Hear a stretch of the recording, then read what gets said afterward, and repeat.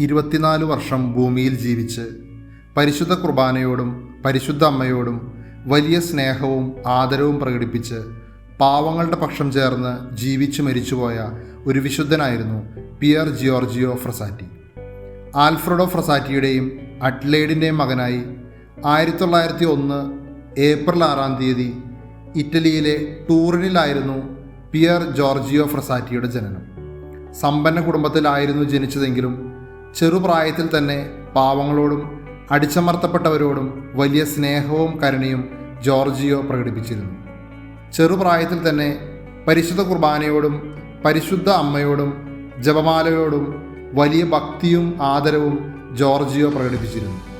അനുദിന ദിവ്യബലിയിൽ മുടങ്ങാതെ പങ്കെടുക്കുവാൻ ജോർജിയോ ഫ്രസാറ്റി പ്രത്യേകം ശ്രദ്ധിച്ചിരുന്നു. മണിക്കൂറുകളോളം ദിവ്യകാരുണ്യത്തിന് മുമ്പിലിരുന്ന് പ്രാർത്ഥിക്കുവാനും ജോർജിയോ സമയം കണ്ടെത്തിയിരുന്നു. സാമൂഹിക നീതി വിഷയങ്ങളിൽ സമർപ്പിതനായിരുന്ന അദ്ദേഹം തൻ്റെ ജന്മനാടായ ടൂറിനിൽ താമസിക്കുന്ന ദരിദ്രരെയും നിർഭാഗ്യവാന്മാരെയും സഹായിക്കുന്നതിനായി 1918 Society of Vincent de Paul സംഘടനയിൽ ചേർന്നു. അദ്ദേഹത്തിൻ്റെ ഭക്തിയും സൗഹാർദ്ദപരമായ പെരുമാറ്റവും അദ്ദേഹത്തെ ഏറെ പ്രശസ്തനാക്കി. പേരുകേട്ട പർവ്വതാരോഹകനും പ്രഗത്ഭനായ നീന്തൽ താരവുമായിരുന്നു അദ്ദേഹം.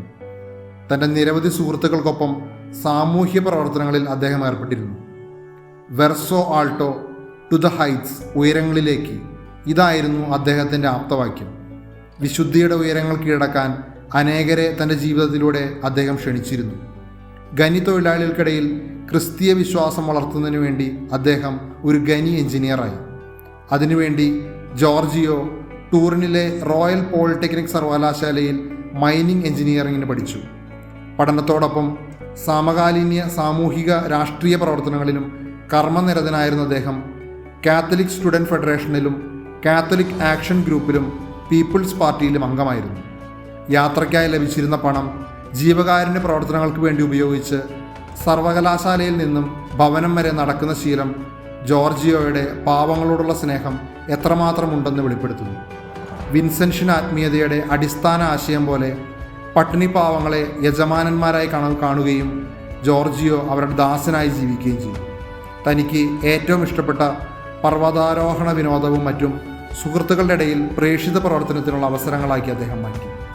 വിനോദങ്ങൾക്കിടയിൽ വചനം വായിക്കുവാനും ജപമാല ചൊല്ലുവാനും കൂട്ടുകാരെ അദ്ദേഹം പ്രേരിപ്പിച്ചിരുന്നു. രാഷ്ട്രീയമായി കടുത്ത ഫാസിസ്റ്റ് വിരോധിയായിരുന്ന ജോർജിയോ തൻ്റെ വിശ്വാസവും രാഷ്ട്രീയ അഭിപ്രായങ്ങളും പ്രകടിപ്പിക്കുന്നതിൽ ഒരിക്കലും പുറകോട്ട് മാറിയില്ല. അനീതിക്കും അക്രമത്തിനും രാഷ്ട്രീയ പകരപോക്കലുകൾക്കെതിരെ എപ്പോഴും ശബ്ദമുയർത്തി. സത്യത്തിനും നീതിക്കും ന്യായത്തിനും സ്നേഹത്തിനും വേണ്ടി എന്നും നിലകൊണ്ടു. വിശ്വാസം ജീവിക്കേണ്ടത് പ്രാർത്ഥനയിലൂടെ മാത്രമല്ല, പ്രവൃത്തികളിലൂടെ കൂടെയാണ് എന്ന് വിശ്വസിച്ചിരുന്ന ഒരു വിശുദ്ധനായിരുന്നു ജോർജിയോ ഫ്രസാറ്റി.